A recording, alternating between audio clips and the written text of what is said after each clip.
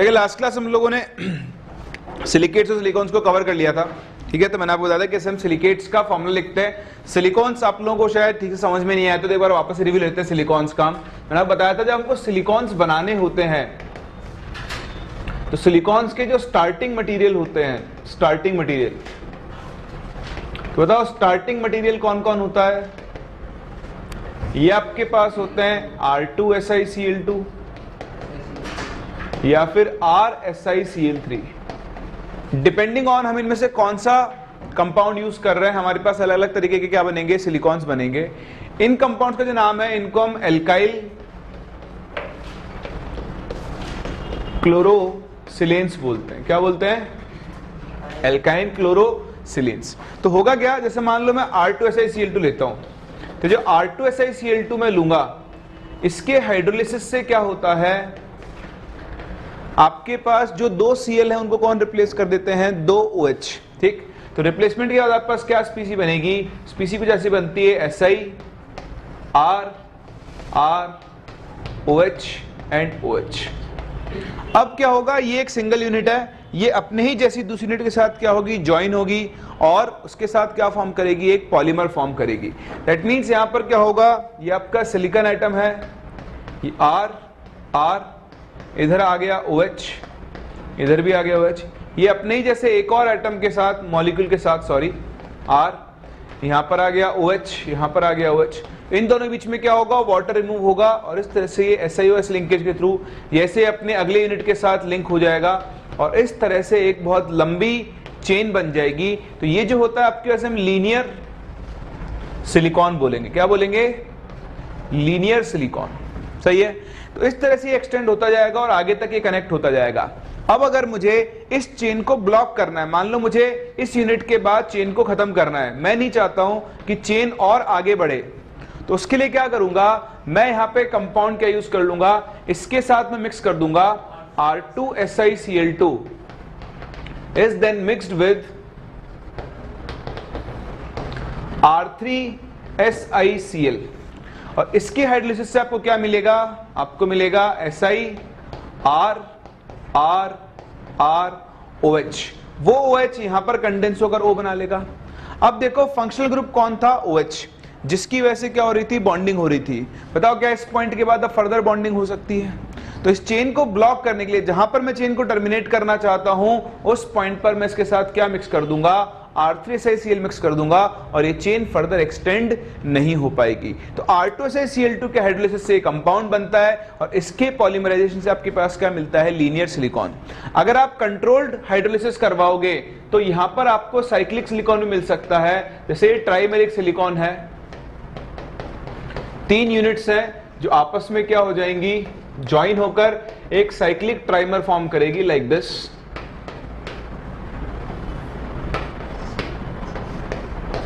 तो ये आपके पास कैसा सिलिकॉन है, एक साइक्लिक सिलिकॉन है।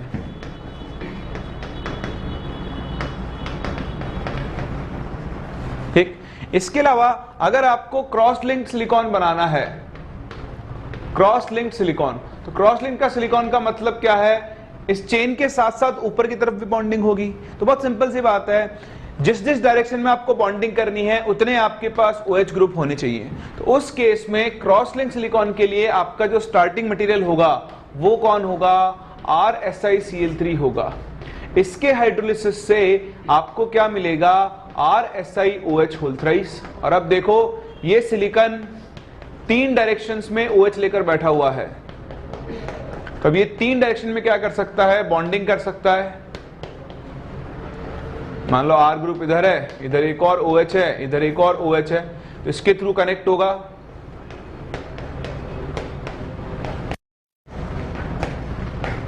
और इस तरह से आपके पास क्या होगा, एक क्रॉस लिंक्ड सिलिकॉन फॉर्म होगा like this.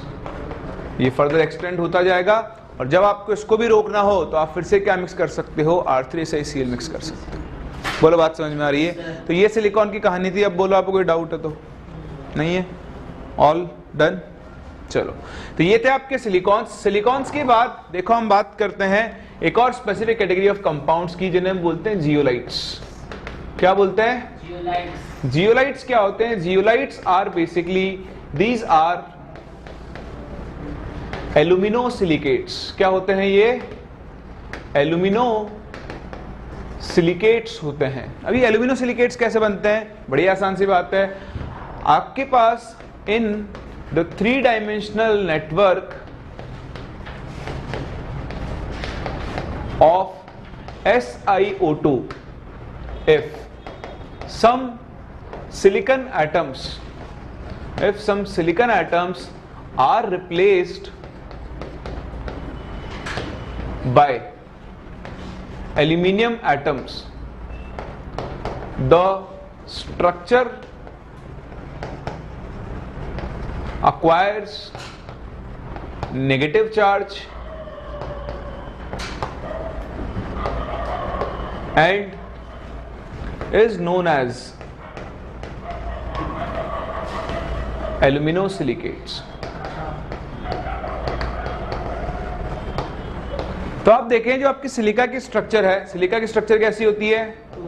SiO, SiO, SiO, इस तरह से एक 3 डायमेंशनल लिंकेज बनता है जिसमें सिलिकॉन एटम्स के बीच में क्या होते हैं? ऑक्सीजन एटम्स होते हैं। Like this. अब आप देखो सिलिकॉन की वैलेंसी कितनी होती है? 4। अगर आप इनमें से कुछ सिलिकॉन एटम्स को किससे रिप्लेस कर दो? एल्यूमिनियम से। बताओ एल्यूमिनियम की वैलेंसी कितनी होती है? 3। तो जो एक इलेक्ट्रॉन था वो एक एक्स्ट्रा इलेक्ट्रॉन क्या हो जाएगा? यहां पर फ्री हो जाएगा और आपके क्रिस्टल के ऊपर कैसा चार्ज आ जाएगा? नेगेटिव चार्ज आ जाएगा। तो आप ध्यान रखें सिलिका की 3 डायमेंशनल स्ट्रक्चर के अंदर अगर कुछ सिलिकॉन एटम्स को हम एल्यूमिनियम एटम से रिप्लेस कर दें तो ऐसी जो स्ट्रक्चर बनती है उसे हम लोग क्या बोलते हैं? सिलिकेट्स, यानी एल्यूमिनो सिलिकेट्स बोलते हैं। क्या बोलते हैं? Alumino silicate. सिलिका के स्ट्रक्चर में कौन आ गया है? एल्यूमिनियम आ गया है। तो इसके एग्जांपल्स होते हैं, फेल्सपार हो गया। फेल्सपार जियोलाइट का ही नाम है, इस कंपाउंड का नाम है। एल्यूमिनो सिलिकेट का एक टाइप होता है। इसका एग्जांपल है जैसे KAl Si3O8 या फिर NaAl Si3O8। आपको रटने की जरूरत नहीं है, बस फेल्सपार नाम याद रखना कि फेल्सपार बेसिकली एक एल्यूमिनो सिलिकेट होता है। या फिर आपकी जो जियोलाइट्स होते हैं, जियोलाइट्स भी क्या होते हैं? यही आपके एल्यूमिनो सिलिकेट्स होते हैं। तो जियोलाइट बोल दो या फिर एल्यूमिनो सिलिकेट बोल दो, दोनों का मतलब एक ही है।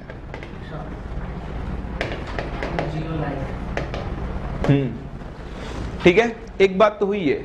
अब जियोलाइट्स काम क्या करते हैं? तो देखो जियोलाइट्स बहुत जगह पर काम आते हैं। जियोलाइट्स के कुछ मेन फंक्शंस होते हैं।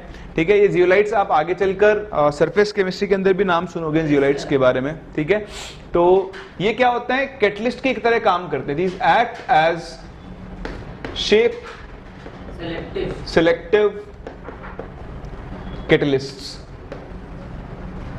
इनमें क्या होता है? They have pores of specific size on their surface। इनकी सरफेस पर क्या होते हैं? छोटे छोटे पोर्स होते हैं। तो जिस रिएक्शन को ये कैटेलाइज करते हैं उसका रिएक्टेंट उन पोर्स के अंदर आकर बैठ जाता है और फिर रिएक्टेंट को वो एक सरफेस प्रोवाइड करते हैं इंटरैक्ट करने के लिए, जिससे रिएक्शन की रेट क्या होती है? बढ़ती है। तो ये सिर्फ उन्हीं रिएक्शंस को कैटेलाइज कर सकते हैं जिनमें रिएक्टेंट का मॉलिक्यूलर साइज और इनके सरफेस के ऊपर प्रेजेंट पोर्स का साइज क्या होता है? सेम। अदरवाइज ये और किसी रिएक्शन को कैटेलाइज नहीं कर सकते हैं। इसलिए हम इनको किसके नाम से जानते हैं? शेप सिलेक्टिव कैटलिस्ट के नाम से। So they have pores of specific size on their surface and they can catalyze only those reactions in which the size of reactants is similar to the size of pores। तो जहां पर size of pores reactant की molecular size के बराबर होता है, सिर्फ उन्हीं रिएक्शंस को कैटेलाइज कर सकते हैं। यहां पर आपको ये सिर्फ ध्यान से रखना है कि ऐसा होता है। मेन चीज याद रखनी है कि एग्जांपल है, this is called ZSM5। ZSM5 एक जियोलाइट का एग्जांपल है और ये क्या करता है? Converts alcohol directly to petrol, जिसे आप गैसोलीन भी बोलते हो। तो ZSM5 एक ऐसा कैटलिस्ट है, जियोलाइट है, जो अल्कोहल को डायरेक्टली किसके अंदर कन्वर्ट कर सकता है, पेट्रोल के अंदर कन्वर्ट कर सकता है। अभी तक नहीं पूछा गया है, ये आपसे डायरेक्टली पूछा सकता है, ध्यान रखना। हाँ हाँ, नहीं बेसिकली इथेनॉल को, ठीक है। तो ये उसको किसमें कन्वर्ट करता है, इथेनॉल को डायरेक्टली गैसोलीन के अंदर कन्वर्ट करता है। तो रिएक्शन आपको याद रखनी है, ZSM5 इस जियोलाइट का आपको एग्जांपल याद रखना है। उसके अलावा जो जियोलाइट्स हैं वो फर्दर यूज होते हैं। Zeolites are used for the softening of hard water. तो हार्ड वाटर की सॉफ्टनिंग के लिए भी हम क्या यूज करते हैं, जियोलाइट्स यूज करते हैं। तो इसके यूज हैं। और जियोलाइट्स जो है वो बेसिकली क्या होते हैं, आपके एल्यूमिनोसिलिकेट्स होते हैं। तो ये एक और कैटेगरी ऑफ कंपाउंड्स है जिनके बारे में आपको आइडिया होना चाहिए। इनसे अभी तक कुछ नहीं पूछा गया है, लेकिन ये पूछा सकता है, इंपॉर्टेंट है। यहीं पे खत्म होती है अपनी कार्बन फैमिली, कॉपी करें। इसके बाद शुरू करते हैं विद नाइट्रोजन फैमिली।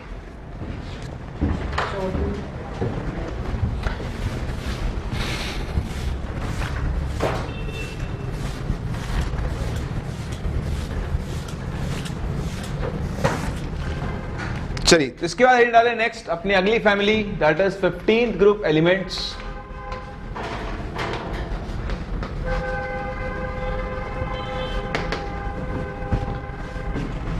या फिर आप नाइट्रोजन फैमिली भी बोलते हो।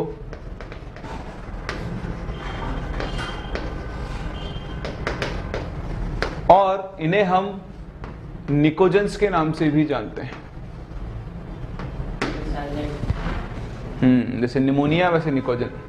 तो nitrogen, phosphorus, arsenic, antimony and bismuth, ये आपके 15th ग्रुप फैमिली के मेंबर्स हैं।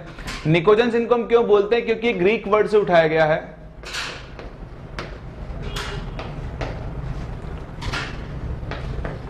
निकोजेम्स बोलते हैं उसे हम। इसका मतलब होता है सफोकेटिंग। तो इनके जो मेनली कंपाउंड्स होते हैं वो सफोकेशन क्रिएट करते हैं। इस वजह से इनको हम किसके नाम से जानते हैं, निकोजेंस के नाम से जानते हैं। ठीक, 15 ग्रुप है। जनरल कॉन्फ़िगरेशन होगा NH2NP3। तो नाइट्रोजन का कॉन्फ़िगरेशन क्या बनेगा, 2s2 2p3, phosphorus 3s2 3p3, ये क्या बन जाएगा 4s2 4p3, ये क्या बन गया आपका 5s2 5p3, और ये बन गया 6s2 6p3। बताओ वैलेंस शेल में कितने इलेक्ट्रॉन्स हैं, 5। कितने हैं, 5। तो इनकी कॉमन ऑक्सीजन स्टेट क्या होती है, +5। उसके अलावा इनर्ट पेरिफेट के से कौन सी शो कर सकते हैं, +3। नाइट्रोजन की इलेक्ट्रॉनिविटी ज्यादा है, 3 इलेक्ट्रॉन और गेन कर लेगा तो उसका ऑक्टेट क्या हो जाएगा, कंप्लीट। इसलिए नाइट्रोजन क्या होता है, -3 भी शो करता है। फास्फोरस भी -3 शो करता है, ये भी शो करते हैं अपने हाइड्राइड्स के अंदर। तो ये +5 +3 और -3 इनकी कॉमन ऑक्सीजन स्टेट होती है। ये आप सभी चीज जानते हो। Inert pair effect down the group जाने पर लोअर स्टेट की स्टेबिलिटी क्या होती है, बढ़ती है। तो बिस्मथ के लिए स्टेबल स्टेट कौन सी होती है, +3, जबकि इन सब के लिए स्टेबल स्टेट कौन सी होती है, +5। याद है इनर्ट पेयर इफेक्ट पढ़ा था हम लोगों ने, एसबी के लिए +5 स्टेबल। एसबी के बाद 6 इनर्ट पेयर इफेक्ट काम ही इसकी बात करता है ना, एसबी के बाद ब्लॉक एलिमेंट्स आ रहे हैं। हाँ, इनर्ट पेयर इफेक्ट काम ही 5 to 6 पीरियड के बीच में करता है। तो बीआई के लिए +3 स्टेट ज्यादा स्टेबल होगी, ऊपर वाले क्या होगी, +5 स्टेट ज्यादा स्टेबल होती है। चलिए प्रॉपर्टीज को यहीं पे कंपेयर कर लेते हैं। आप देखें, हम अगर बात करें एटॉमिक साइज, तो जो एटॉमिक साइज है, atomic size this decreases, sorry increases down the group. और बताओ आयनाइजेशन एनर्जी क्या होगी, वो डिक्रीजेस डाउन द ग्रुप। दूसरी इंपॉर्टेंट चीज जो आपको यहाँ पे ध्यान रखनी है, that is about melting point. जो आपका मेल्टिंग पॉइंट है, it increases from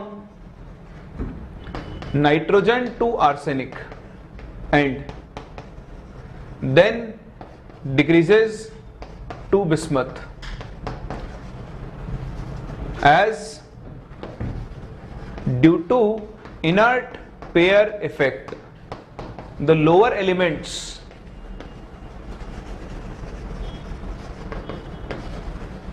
can only form 3 bonds तो देखें यहां पे इनर्ट पेयर इफेक्ट की वजह से ये s ऑर्बिटल क्या होते हैं, बॉन्डिंग में पार्टिसिपेट करना कम कर देते हैं। तो जो मेटालिक बॉन्डिंग होती है उसमें भी क्या होगा, ये इलेक्ट्रॉन्स काम में आते हैं। तो यहां इनर्ट पेयर इफेक्ट की वजह से ये क्या करते हैं, 5 या सिर्फ 3 इलेक्ट्रॉन्स को यूज कर पाते हैं बॉन्डिंग के अंदर। तो नाइट्रोजन से फास्फोरस मेल्टिंग पॉइंट बढ़ता है, फास्फोरस का मेल्टिंग पॉइंट ज्यादा होता है। फास्फोरस से आर्सेनिक मेल्टिंग पॉइंट बढ़ता है, लेकिन आर्सेनिक से एंटीमनी और एंटीमनी से बिस्मथ का मेल्टिंग पॉइंट वापस से क्या होता है, डिक्रीज, क्योंकि इन दोनों में जो 2 इलेक्ट्रॉन्स है अंदर वाले, उनको बॉन्डिंग में पार्टिसिपेट करवाने की टेंडेंसी क्या हो जाती है, कम। तो एक एक्सेप्शनल बिहेवियर है, ये आपसे पूछ सकता है, ध्यान रखना। इस ग्रुप में सबसे हाई मेल्टिंग पॉइंट किसका होता है, आर्सेनिक का होता है। क्या मेरी बात समझ पा रहे हैं? ये आपको एनसीईआरटी में भी गिवन है, इसलिए मैं आपको बता रहा हूं। ये कभी कभी ना टेबल से डेटा उठा के पूछता है, तो टेबल से उठाया हुआ डेटा ही है जो मैं आपको लिखवा रहा हूं यहां पर, ध्यान रखना इसका। आर्सेनिक की अपने ग्रुप में मेल्टिंग पॉइंट क्या होता है, सबसे ज्यादा होता है। रीजन, डाउन द ग्रुप जाने पर क्या होगा, इनर्ट पेयर इफेक्ट की टेंडेंसी बढ़ेगी, तो जो अंदर के 2 इलेक्ट्रॉन है उनको बॉन्डिंग के अंदर यूज नहीं करवा पाएगा। एसबी और बीआई के अंदर इनर्ट पेयर, हाँ, या डोमिनेट करना शुरू कर देगा ना, इसलिए। उसके बाद देखें और भी कुछ चीजें पर डिस्कस करनी है अबाउट दिस फैमिली। कॉमन मैं चीजें डिस्कस कर रहा हूं, बाकी तो फिर हम आगे केमिकल प्रॉपर्टीज की तो यहां पर बात कर ही लेंगे। देखो आयनियन देख ही लिए, मेल्टिंग पॉइंट आपका हो ही गया है। हाँ, आप लिख लो उसको, नहीं वो हाइड्रेट लगता, अपन कंपाउंड्स बना के डिस्कस करेंगे अलग अलग, कुछ और जनरल प्रॉपर्टीज। एक देखो मल्टीपल बॉन्ड बनाने की टेंडेंसी, वो भी आप यहां पे देख लो। Nitrogen forms p-pi bond with itself and other second period elements। अच्छा, p-pi। ठीक है, तो इसी टेंडेंसी की वजह से क्या होता है, due to this tendency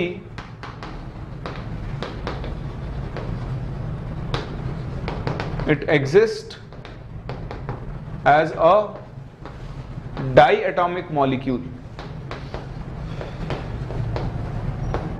N2 and is a gas। देखो नाइट्रोजन क्या होता है, अपने ही दूसरे एलिमेंट के साथ, मतलब एटम के साथ ट्रिपल बॉन्ड बना सकता है।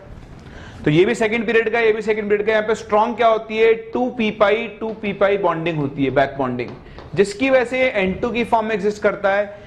लो मॉलिक्यूलर मास है 28, वेंडरवाल फोर्सेस क्या होते हैं, बहुत कम होते हैं, इसलिए नाइट्रोजन रूम टेम्परेचर पे क्या होती है, गैस होती है। लेकिन अगर आप बाकी मेंबर्स की बात करो, for other members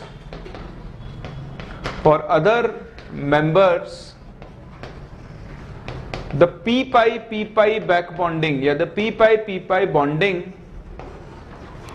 is not effective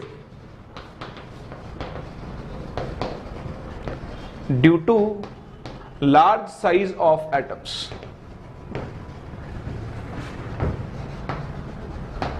For example, phosphorus दूसरे फास्फोरस से ट्रिपल बॉन्ड फॉर्म नहीं कर सकता है। 3p ऑर्बिटल है जो आपकी ओवरलैपिंग होती है, वो कैसी होती है, लेस इफेक्टिव ओवरलैपिंग होती है, जिसकी वजह से ये p2 फॉर्म नहीं करता है। रादर ये क्या करते हैं, these exist as tetraatomic molecules।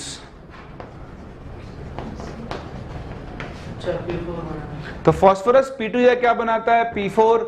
Arsenic भी AS4 बना सकता है, एंटीमनी भी Sb4 बना सकता है। तो p4 फास्फोरस का अगर आप देखो तो फास्फोरस की जो p4 यूनिट होती है उसमें सारे फास्फोरस क्या होते हैं, सिंगल बॉन्ड से बॉन्डेड होते हैं कुछ इस तरह से, और हर फास्फोरस के पास क्या प्रेजेंट होता है, एक लोन पेयर प्रेजेंट होता है। तो यहां पर मल्टीपल बॉन्ड फॉर्म नहीं हो सकता, क्योंकि फास्फोरस का साइज रिलेटिवली क्या होता है, नाइट्रोजन से बहुत बड़ा होता है। तो ये नाइट्रोजन का डिफरेंट बिहेवियर है। नाइट्रोजन इनमें क्या कर सकता है, p-pi मल्टीपल बॉन्ड फॉर्म कर सकता है, और बाकी सब क्या होते हैं, इस तरह से सिंगल बॉन्ड फॉर्म करते हैं। और ध्यान रखना, फास्फोरस के सिंगल बॉन्ड फॉर्म करने की टेंडेंसी की वजह से इसकी कैटेनेशन की प्रॉपर्टी क्या होती है, अपने ग्रुप में सबसे ज्यादा होती है। अगर आपसे कोई पूछे कि 15 ग्रुप में हाईएस्ट कैटेनेशन टेंडेंसी किसकी होती है, तो वो किसकी होती है, फास्फोरस की, क्योंकि इसके बाद आप और नीचे चलोगे तो एटम का साइज बढ़ता जाएगा, बॉन्ड की स्ट्रेंथ क्या होती जाएगी, कम होती जाएगी। ठीक है, तो भी आप ध्यान रखना, due to single bond formation tendency, single bond formation tendency, phosphorus has the highest catenation property in this group. उसके अलावा एक और छोटी चीज जो आप पहले से जानते हो, due to its small size and non availability of vacant d orbitals, nitrogen shows different behavior than other members.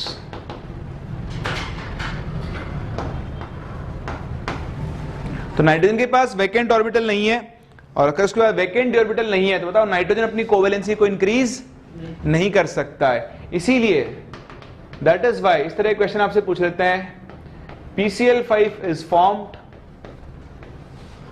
But NCl5 is not.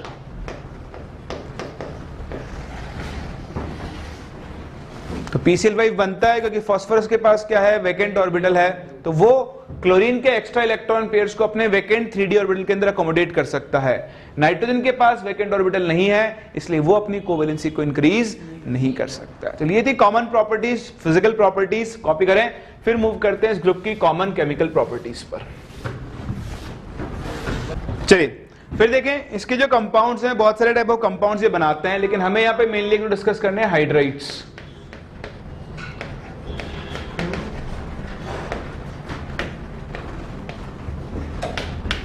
तो देखो भूली बिसरी यादें ताजा होगी आज आपकी। हाइड्राइड्स कौन कौन होते हैं यहाँ पर, NH3, PH3, ASH3, SBH3। नाम बताएं प्रतियोगिता, नाम बताएं प्रतियोगिता। अबे अमोनिया, फॉस्फीन, आर्सेनी, आर्सीन,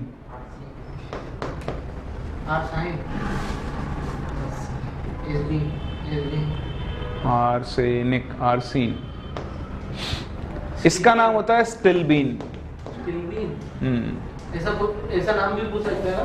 नहीं पूछ ले यार। और ये होता है बिस्मथीन। ठीक है, तो ये इनके हाइड्राइड्स की नेमिंग है। एक तो ये आपको इनके बारे में आइडिया होना चाहिए।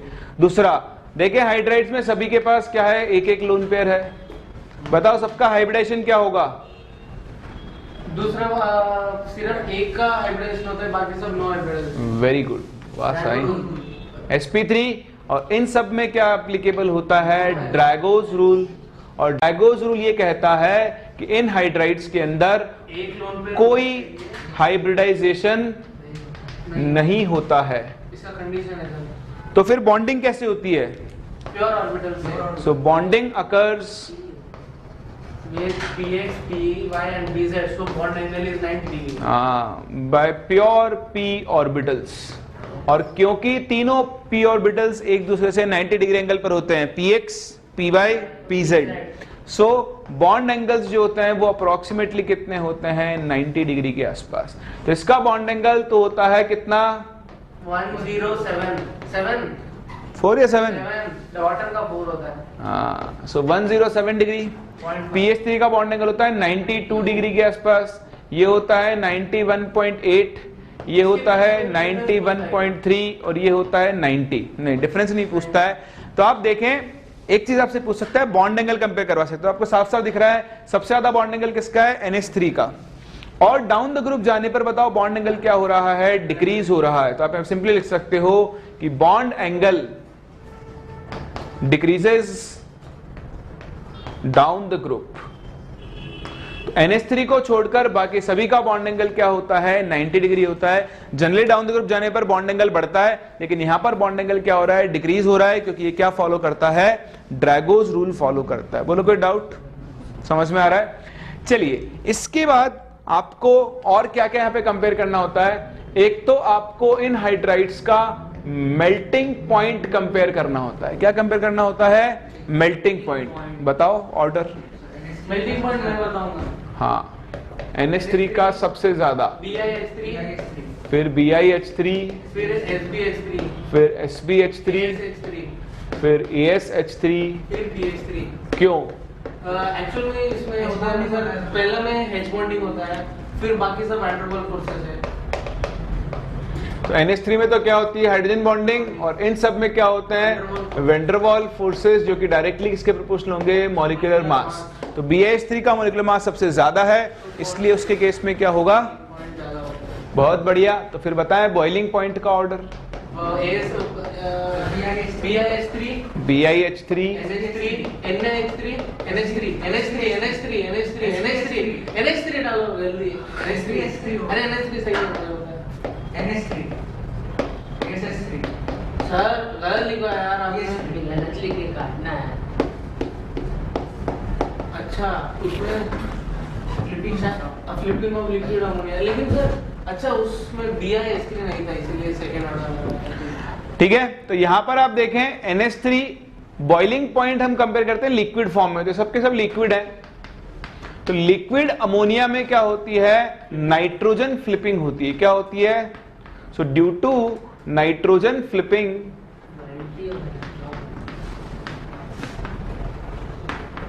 The extent of hydrogen bonding क्या होता है? डिक्रीज होता है। क्या होता है? डिक्रीज। तो देखें सॉलिड अमोनिया जब हमने देखा था, तो सॉलिड अमोनिया में तो क्या होता है? ये लोन पेयर है, मूव नहीं कर सकता है। तो ये लोन पेयर आसानी से किसमें काम में आता है? हाइड्रोजन बॉन्डिंग में। लेकिन जब हम लिक्विड अमोनिया की बात करेंगे, तो लिक्विड अमोनिया में क्या होता है? ये आपके पास ऐसा प्लेन है, ये तीनों हाइड्रोजन है और ये लोन पेयर है। तो ये लोन पेयर क्या होता है? इस प्लेन के ऊपर और नीचे फ्लिप करता है। जब फ्लिपिंग होगी तो कंडीशन कुछ ऐसे हो जाएगी, लोन पेयर नीचे आ जाएगा, हाइड्रोजन इस वाले प्लेन में रह जाएंगे, और जो हाइड्रोजन बॉन्ड पहले यहां बन रहा होगा वो ब्रेक होगा और अब नया हाइड्रोजन बॉन्ड फॉर्म होगा इस तरह से। तो क्या होता है? इस फ्लिपिंग की वजह से लोन पेयर लगातार इस प्लेन के ऊपर और नीचे फ्लिप करता रहता है। तो कभी इधर होगा लोन पेयर, कभी इधर होगा, कभी इधर होगा, कभी इधर होगा। अगर ये लोन पेयर फिक्स्ड होता तो एक्सटेंट ऑफ हाइड्रोजन बॉन्डिंग क्या होता? ज्यादा। क्योंकि लोन पेयर अनफिक्स्ड है, नॉन फिक्स्ड लोन पेयर है, कभी ऊपर है, कभी नीचे है, कभी ऊपर है, कभी नीचे है। इसकी वजह से हाइड्रोजन बॉन्डिंग की टेंडेंसी क्या होती है? डिक्रीज। और इसी वजह से NH3 का बॉइलिंग पॉइंट BiH3 और SbH3 से क्या आता है? कम।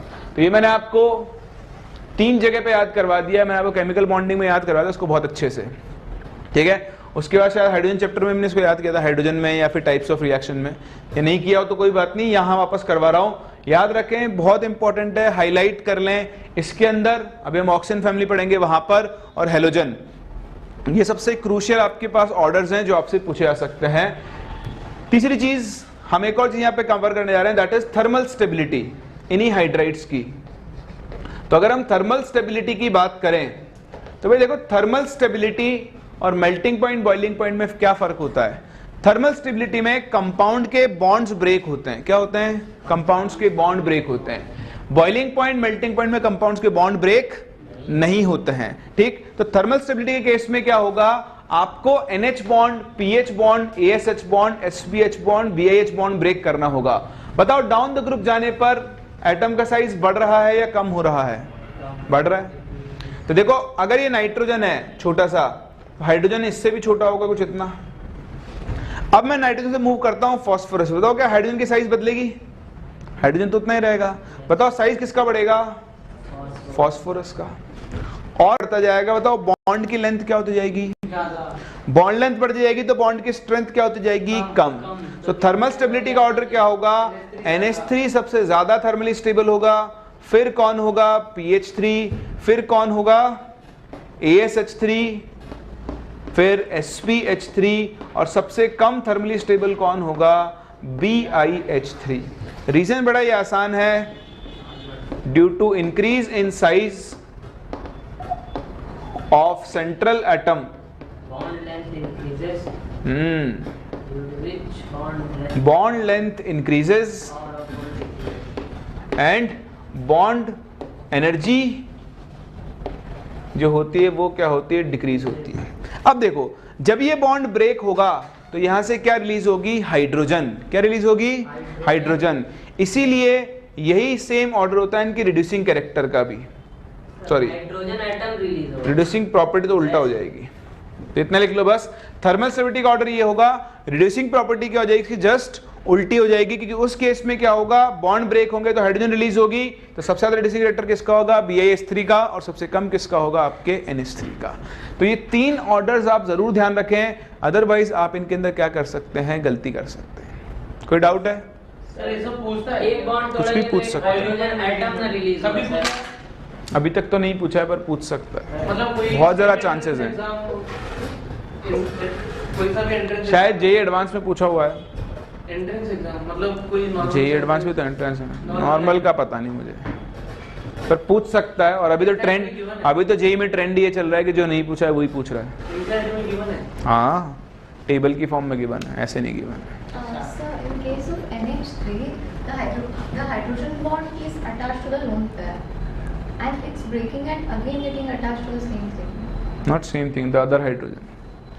It's continuously flipping. But the position is same. Position is different, no? This is on above this plane, this is below this plane. So it's broken as soon as it is formed. And in this case, it is fixed. It is always present there. In this case, it is not neither present here nor present here. Solid. In solid NH3, it is present in here. चलिए copy करें, इसके बाद मिलते हैं इनके oxide से और उनके बारे में थोड़ी बहुत बातें करते हैं। सर क्यों मतलब एक मिनट सर, बैठना चाहिए सर आपको, बिठा दीजिए भाई।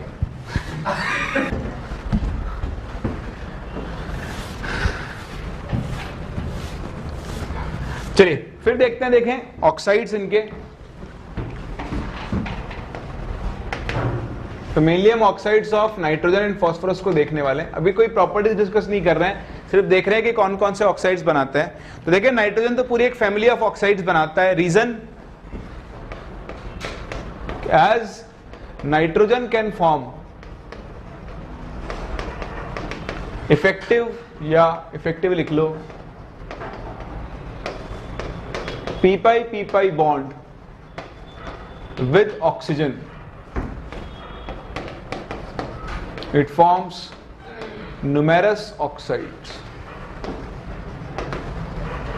तो कैटेगरी स्टार्ट होती है फ्रॉम NO, फिर ये और क्या बनाता है N2O, और क्या बनाता है NO, तो उल्टा कर दिया, N2O से शुरू करो, ये आएगा NO, फिर आपके पास आएगा N2O3, फिर आएगा NO2, और फिर आएगा N2O5।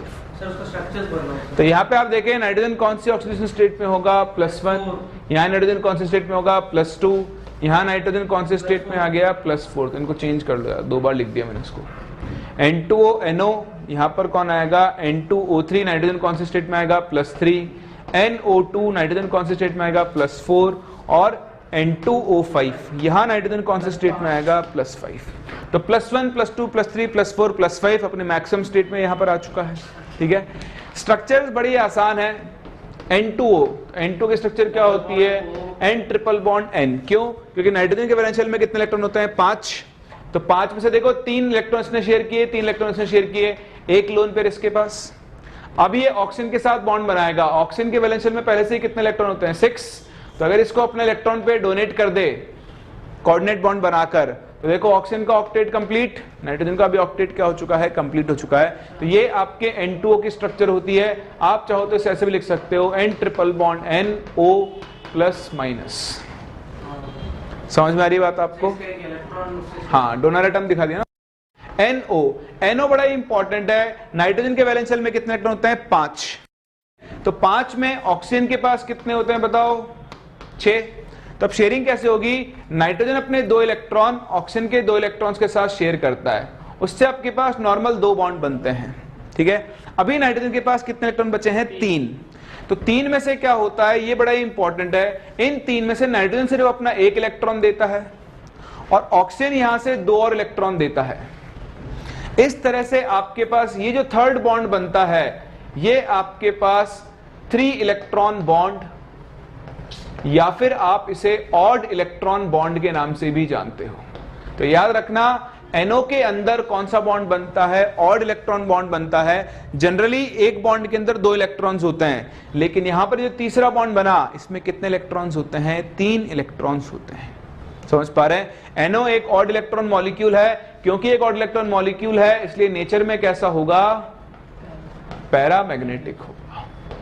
सर जैसा कि मान लो आपने एक रूल बताया था ना, जैसे कि आपका calculated oxidation state is less than normal oxidation state, जैसे कि इसका वो मैक्सिमम ऑक्सी एसिड्स के लिए होता है और oxides of third beat element के लिए जाता है वो। N2O3 के लिए भी एप्लीकेबल है ना, N सिंगल बॉन्ड N नहीं, NN बॉन्ड आएगा, O नहीं आएगा बीच में। हाँ तो 2 एटम होंगे वहां पे सब जगह लगेगा ना, डायटोमिक होंगे जो भी। जैसे कि इधर +2 है वो less than maximum oxidation state है, जैसे कि तो एक ही तो एटम है उसमें।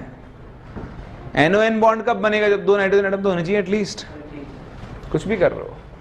ये देखें N2O3 में क्या होगा, N2O3 एक्चुअली मिक्स ऑक्साइड होता है, NO और NO2 के कॉम्बिनेशन से फॉर्म होता है। तो एक्चुअली इसकी स्ट्रक्चर क्या होगी, simple N double bond O, यहां नाइट्रोजन के पास लोन पेयर होगा, ये नाइट्रोजन से कनेक्ट। देखो नाइट्रोजन के 5 इलेक्ट्रॉन होते हैं ना, 1 2 3 4 5 काम में आ गए। इसका ये N डबल बॉन्ड O और ये कोऑर्डिनेट बॉन्ड O। तो ये आपके पास N2O3 की स्ट्रक्चर होगी।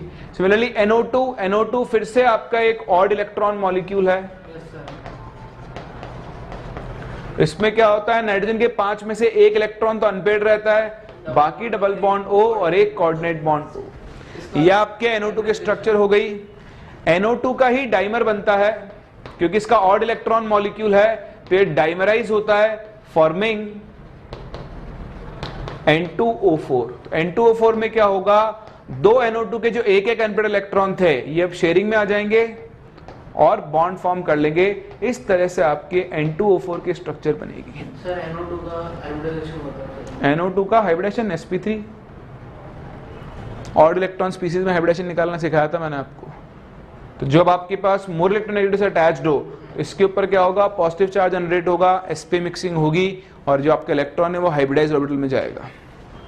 ठीक है, N2O5 बताओ, N2O5 में क्या होगा, अब ऑक्सीजन पर रखने की जगह कहां बची, यहां पर। तो N double bond O coordinate bond O, single bond O N double bond O coordinate bond O। तो इस तरह से ये ऑक्साइड्स हैं नाइट्रोजन के अलग अलग और ये इनके स्ट्रक्चर्स हैं। ये याद रखना बहुत इंपॉर्टेंट है, आपसे डायरेक्टली पूछा जा सकता है। कोई डाउट? इस तरह देखो फास्फोरस के ऑक्साइड्स, फास्फोरस मेनली 2 तरह के ऑक्साइड फॉर्म करता है। एक आपके पास होता है P4O6 और एक होता है P4O10। आप चाहो तो इसको P2O3 भी बोल सकते हो, P2O3 होल ट्वाइस, और इसको आप P2O5 होल ट्वाइस। तो ये होगा फास्फोरस ट्राई ऑक्साइड, ये होगा फास्फोरस पेंटा ऑक्साइड। सर उधर जैसे कि मतलब वो 3 बॉन्ड बना है ना, 3 इलेक्ट्रॉन बॉन्ड, वो मतलब दिखाते हैं कैसा? दिखा तो दिया, और कैसे दिखाते मतलब हैं, ऐसा नॉर्मल बॉन्ड की तरह दिखाते हैं। अच्छा। देखिए इसके स्ट्रक्चर, यहाँ पे 4 फास्फोरस हैं। तो चारों फास्फोरस को आप ऑक्सीजन के थ्रू कनेक्ट करना शुरू कर दें, स्ट्रक्चर अपने आप बन के हाथ में आ जाएगी, आपको सोचना ही नहीं पड़ेगा। बाकी तीनों फास्फोरस के पास क्या प्रेजेंट होगा, लोन पेयर। और नेक्स्ट में डबल बॉन्ड O, और नेक्स्ट में जो लोन पेयर 2 बचे हैं वो ऑक्सीजन से कनेक्ट होने के काम में आ जाएंगे। तो P double bond O, P double bond O, P double bond O and P double bond O।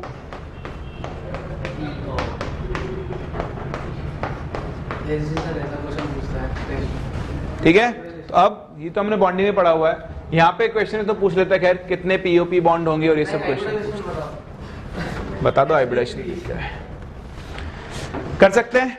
कोई डाउट है किसी को इसके अंदर? चलिए कॉपी करें, फिर मूव करते हैं कंपाउंड्स ऑफ नाइट्रोजन की तरफ। चलिए बढ़ते हैं आगे, देखें हेड डालें next, compounds of nitrogen.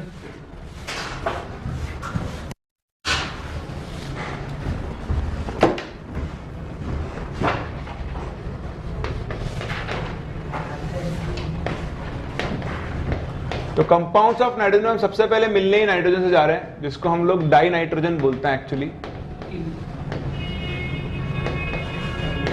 N2। ठीक है, तो हम सबसे पहले देखेंगे इसके मेथड्स फॉर प्रिपरेशन, N2 को हम कैसे कैसे बनाते हैं। तो देखिए प्रिपरेशन के मेथड्स बहुत सारे हैं इसके।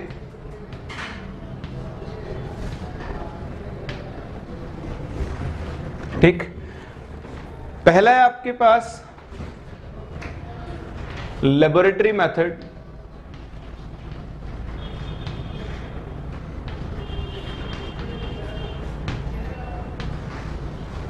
ठीक, लेबोरेटरी मेथड में क्या होता है, कई तरीके हैं। पहला तरीका तो क्या है, ऑन रिएक्शन ऑफ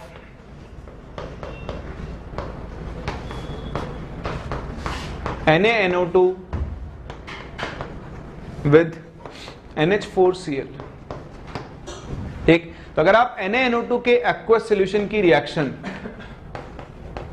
NH4Cl के एक्वस सॉल्यूशन से करवाओ तो आपको एक तो मिलती है नाइट्रोजन गैस, बाकी आप बैलेंस कर लो, NaCl मिलेगा along with formation of H2O।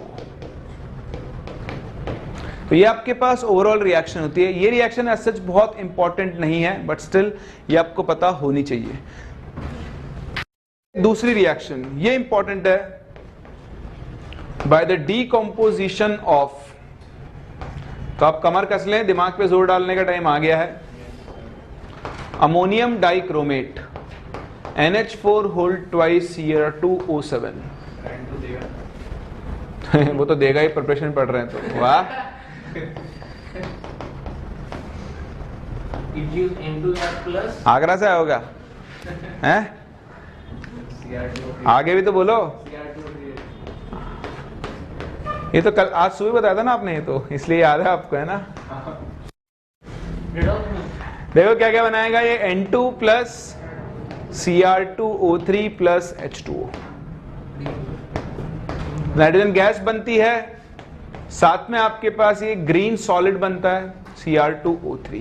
तो ये बहुत इंपॉर्टेंट रिएक्शन है, ये मैं आपको पहले ही पढ़ा चुका हूं टाइप्स ऑफ रिएक्शन में। थर्मल डीकंपोजिशन में मैंने आपको सिखाया था कि अमोनियम डाइक्रोमेट को आप हीट करोगे तो आपको क्या मिलती है, नाइट्रोजन गैस मिलती है। जब अमोनियम सॉल्ट्स में एक ऑक्सीडाइजिंग एनायन जुड़ा हुआ होता है, कौन सा एनायन, ऑक्सीडाइजिंग एनायन, तो हीट करने पर वो N2 बनाता है। जब उसमें एक रिड्यूसिंग एनायन होगा तो हीट करने पर वो अमोनिया फॉर्म करता है। मुझे उम्मीद है आपको याद तो नहीं होगा, लेकिन कोई बात नहीं, रिपीट होगा वो भी। तो ध्यान रखें, ये Cr2O7 2 माइनस, MnO4 माइनस, आपके पास NO2 माइनस, NO3 माइनस, ये सब ऑक्सीडाइजिंग एनायंस होते हैं और इनकी प्रेजेंस में क्या होगा, ये नाइट्रोजन गैस फॉर्म करेगा। तो ये भी इसको बनाने का एक तरीका है। देखें ये बहुत इंपॉर्टेंट है, जो मैं अगला पॉइंट लिखने जा रहा हूं, ये जेई एडवांस में पूछा हुआ है, 6-7 साल हो गए। हाँ, very pure nitrogen is obtained. तो लोग लिखते भी वेरी प्योर नाइट्रोजन ऐसा लिखते हैं। प्योर लिख देगा तो भी मान के चलना है, ठीक है। हाईली प्योर लिख देगा, प्योर लिख देगा। Obtained by heating sodium and barium एजाइड्स।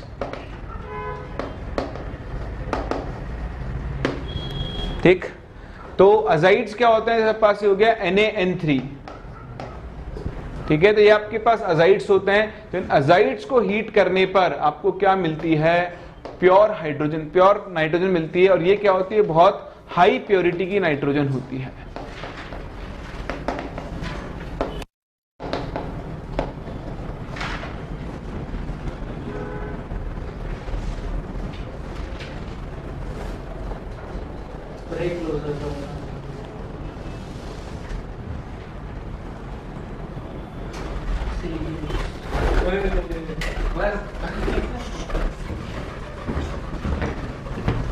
चलिए, क्या कह रहे हो, इसको बैलेंस करके लिख लेना, 3N2 + 2Na।